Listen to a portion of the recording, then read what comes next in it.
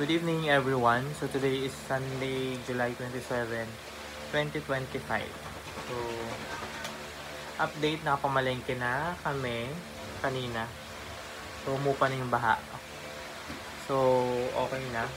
Magbubukas na kami tomorrow ng 8 or 7 a.m. So 7 a.m. onwards then open na kami. So malalaman namin yan bukas kasi after a week na wala kami. So malalaman namin. And update sa gulay, grabe, sobrang mahal. Carrots umabot ng 250 per kilo. Tapos yung patatas, kano yung bigay ko 100 plus. Grabe, sobrang taas ng mga gulay.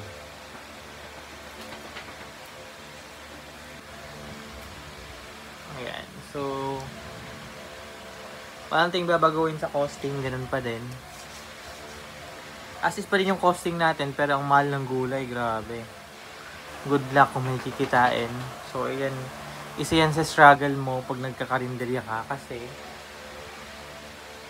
kagaya niyan, pag may mga bagyo, magmamahal yung gulay. So wala kang magagawa. And then yung costing mo, ganun pa din. Hindi mo siya pwedeng baguhin. Yung pricing mo pala, kasi yung costing mo mababago talaga yun kasi nga yung price ng gulay. Pero yung price ng benebenta mo, hindi mo siya pwedeng baguhin kaagad-agad. Kasi nga, itatansya mo rin yung nasa paligid mo. Kung kaya ba nila yung presyo na ibibigay mo. Eh dito sa amin, pag 80 pesos na per order ng ulam, medyo mabigat sa kanila yun eh. So pag ginawa namin 90 or 100 yun, syempre baka wala nang bumili. Ganun.